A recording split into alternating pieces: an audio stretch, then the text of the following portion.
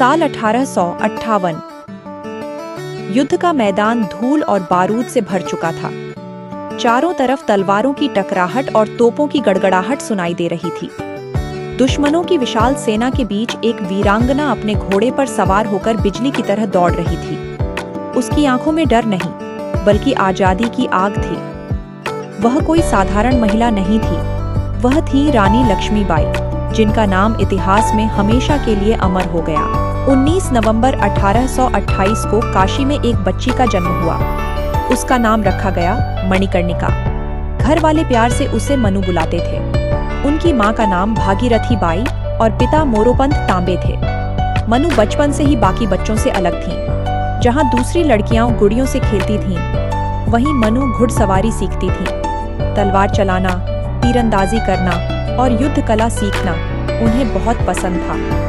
लोग अक्सर कहते थे कि यह लड़की एक दिन कुछ बड़ा करेगी। किसी को अंदाजा नहीं था कि यही लड़की आगे चलकर पूरे भारत के लिए साहस की मिसाल बन जाएगी। समय बीतता गया और मनु बड़ी होती गई। 1842 में उनका विवाह झांसी के महाराजा गंगाधर राव से हुआ। विवाह के बाद उनका नाम लक्ष्मीबाई रखा गया। अब वे झांसी की रानी थीं। रानी लक्ष्मीबाई सिर्फ एक महारानी नहीं थीं, बल्कि जनता की सच्ची संरक्षक थीं। झांसी की जनता उनसे बेहद प्रेम करती थी, लेकिन किस्मत ने जल्द ही एक कठिन मोड़ ला दिया। राजा गंगाधर राव का निधन हो गया। रानी ने एक बालक को गोद लिया, जिसका नाम दामोदर राव रखा गया। रानी चाहती थी कि वही झांसी का अगला राजा बने, लेकिन अंग्रेजों की नजर झांसी पर थी। उस समय भारत में अंग्रेजी शासन तेजी से फैल रहा था।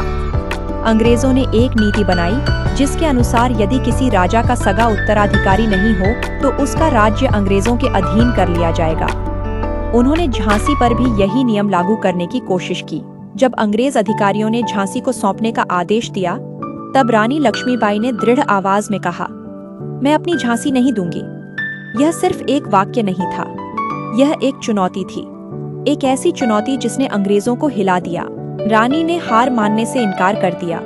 उन्होंने सेना को मजबूत किया, महिलाओं को भी युद्ध का प्रशिक्षण दिया गया, किले की सुरक्षा बढ़ाई गई। झांसी का हर नागरिक अपनी रानी के साथ खड़ा था।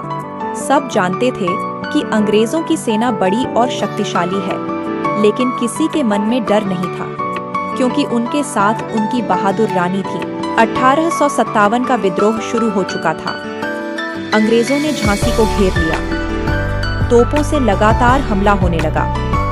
किले की दीवारें टूटने लगीं, लेकिन रानी पीछे नहीं हटी। तलवार हाथ में लेकर वे स्वयं युद्ध भूमि में उतर गईं। कहते हैं कि उन्होंने अपने दत्तक पुत्र दामोदर राव को अपनी पीठ पर बांधा और घोड़े पर सवार होकर दुश्मनों का सामना किया।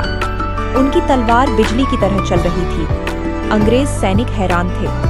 उन्होंने शायद कभी इतनी बहादुर योद्धा नहीं देखी थी। झांसी से निकलने के बाद रानी ने अन्य स्वतंत्रता सेनानियों के साथ मिलकर संघर्ष जारी रखा। आखिरकार निर्णायक युद्ध ग्वालियर में हुआ।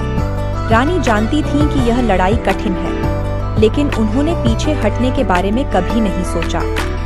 युद्ध के दौरान वे गंभीर रूप से घायल हो गईं। फिर भी उन्होंने अंतिम क्षण तक लड़ाई जारी रखी।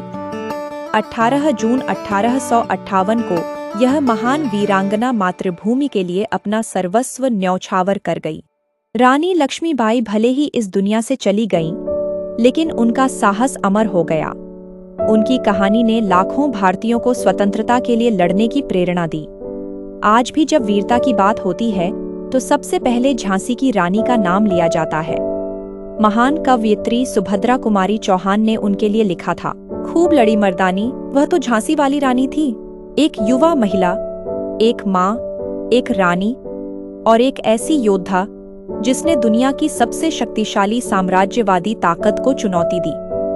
रानी लक्ष्मीबाई ने साबित कर दिया कि सच्चा साहस उम्र, पद या परिस्थितियों का मोहताज नहीं होता। उनकी कहानी आज भी हर भारतीय के दिल में जिंदा है। जय हिंद। अगर आपको वीडियो पसंद आई हो तो वीडियो को लाइक करें, अपने दोस्तों के साथ शेयर करें और चैनल को सब्सक्राइब करें।